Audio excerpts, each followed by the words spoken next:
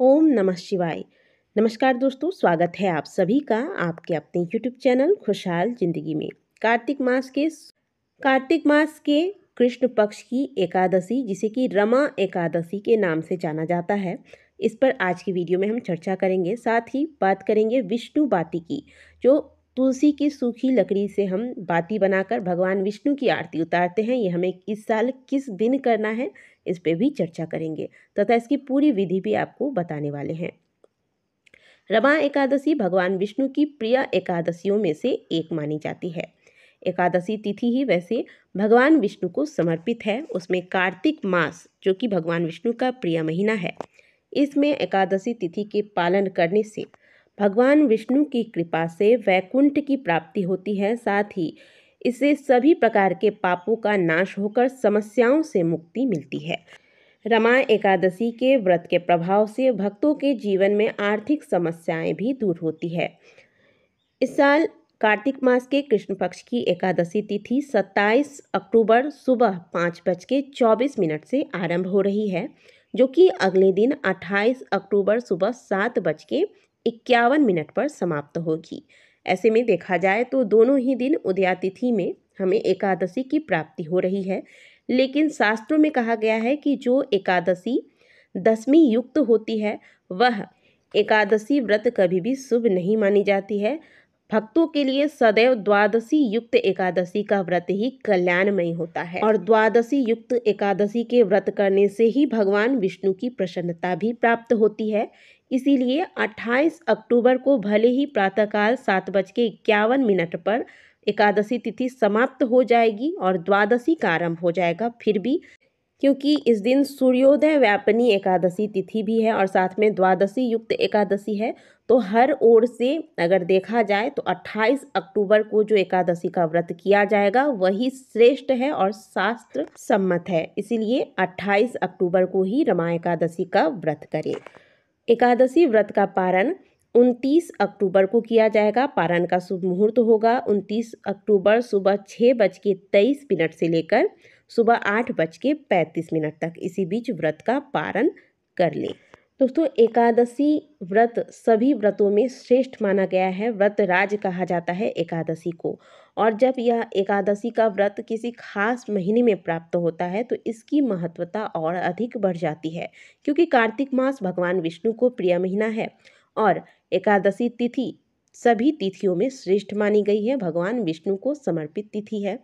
ऐसे में कार्तिक मास के एकादशी के व्रत को करने से पूरे साल भर में किए गए एकादशी व्रतों का फल भी प्राप्त हो जाता है।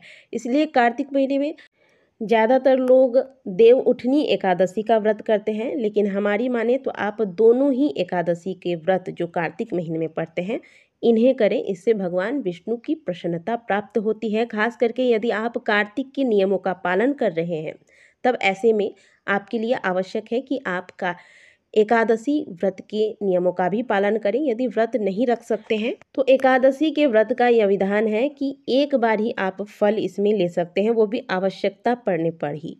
लेकिन यदि आप व्रत नहीं रख सकते हैं तो आप जितने बार आपको भूख लगे आप उतनी बार ही भोजन करें, लेकिन जो भोजन करेंगे वो फलाहारी भोजन ले, तो इससे भी आपको एकादशी का फल प्राप्त हो जाता है। तो ये कार्य कर लीजिएगा। अब बात करते हैं विष्णु बाती की।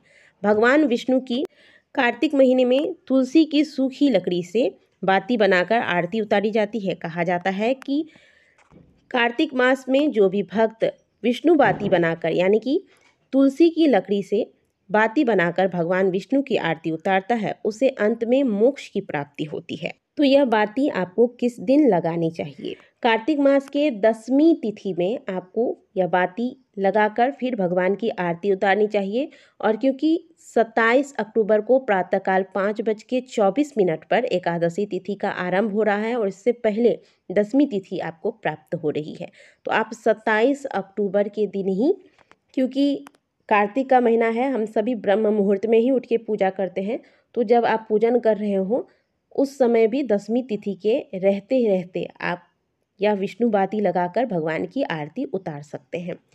अगर ऐसा नहीं कर पाते हैं तो आप 26 अक्टूबर को शाम के समय भी विष्णु बाती लगाकर भगवान की आरती उतार सकते हैं, तभी 10वीं तिथि का प्रारंभ हो चुका होगा।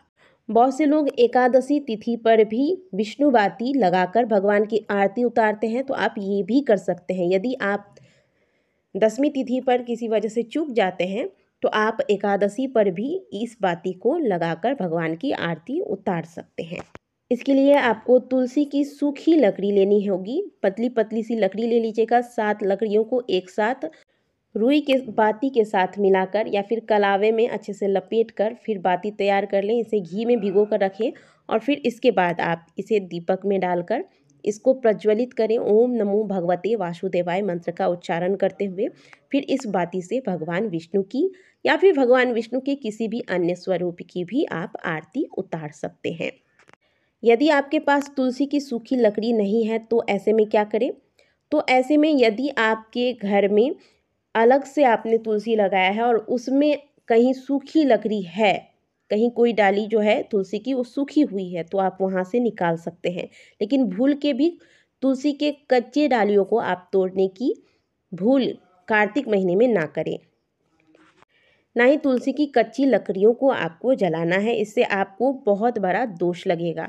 हमेशा सूखी लकड़ियों को ही जलाने के लिए कहा जाता है। तुलसी की सूखी लकड़ियां हैं तो ही आप इस उपाय को करें, नहीं तो आप अगली बार जो एकादशी आएगी, देव उठनी एकादशी, उस समय भी इस उपाय को कर सकते हैं। तब तक के लिए आप वह व्यवस्था पहले से करके रख लें। इस बाती को आप घी से ही जलाएंगे, इसके लिए तेल का प्रयोग नहीं करना है और इससे केवल भगवान विष्णु की ही आरती उतारी जाएगी या फिर उनके किसी अन्य स्वरूप की आरती उतारी जाएगी। आशा करते हैं कि आज की दी गई जानकारी आपको अच्छी लगी होगी। वीडियो अगर आपको अच्छी लगी है तो वीडियो को लाइक ज़रूर कीजिएगा। मिलते हैं आपसे अगले वीडियो में, तब तक के लिए ओम नमः शिवाय।